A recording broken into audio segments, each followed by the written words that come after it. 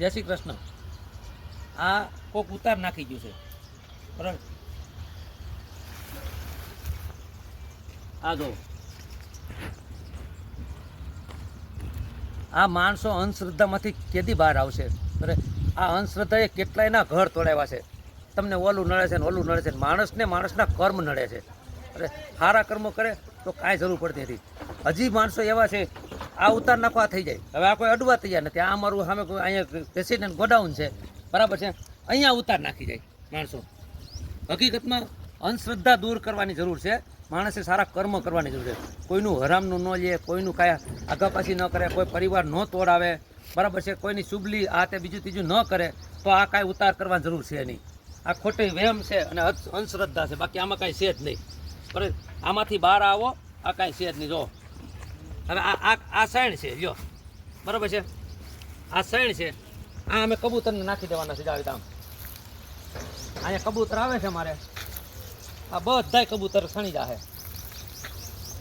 જો આ સૈકલા ને કબૂતર ને બધું સણી જાહે. આ કપડા છે, આવા કપડા દેખાડી માણસોને બીવડાવે, એમાં કાંઈ હોતું નથી.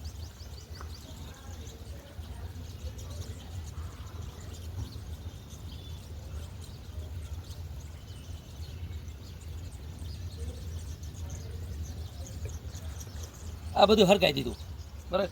આવી અંધશ્રદ્ધામાંથી બહાર આવો. આમાં કેટલાયના ઘર તૂટ્યા છે, કેટલાયના ઘર બરબાદ થઈ ગયા. જોવરાવી દાણા જોવા છે. હવે આ રી આપણી કીડીયું છે, મારે શેકલા છે, આ બધું સણી જાહે. દાવી તમે નાખી દેવાનું છે.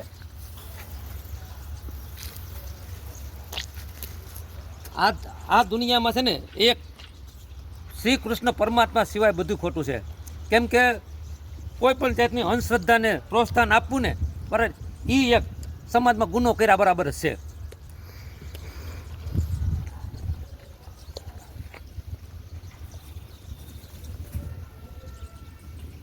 હવે આ લીંબુનું તો શું કરું? આ લીંબુનું કંઈ થાય નહીં એટલે ફેંકી દઈ. લીંબુ થોડા હરગી. હવે આમાં અડદ છે, આટલા બધા અડદ છે. આ અડદ હું આમાં નહીં નાખું, કેમ કે આ તો શેકલા ખાઈ જાય.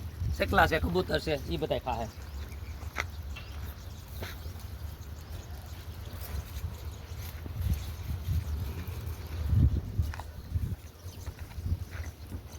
આ એક શ્રીફળ વધ્યું છે, આ શ્રીફળ નાકડી વધારી આ હાકર અને શ્રીફળ બરોબર. આને આપણે કીડીયારું પૂરી દેવાનું છે. હાકર ખાઈ જાય અને શ્રીફળ કીડીયું ખાઈ જાય. ભવિષ્યના ભયથી ભયભીત ના થાઓ. આવું થશે તો તેવું થશે તો જે થશે ભગવાનની ઈચ્છાથી થશે. ભગવાનનો નિર્ણય અફર છે, કોઈની તાકાત નથી બદલી શકે. આપણી ઈચ્છાથી કંઈ નહીં થાય. પ્રભુએ જે ધાર્યું હશે થશે.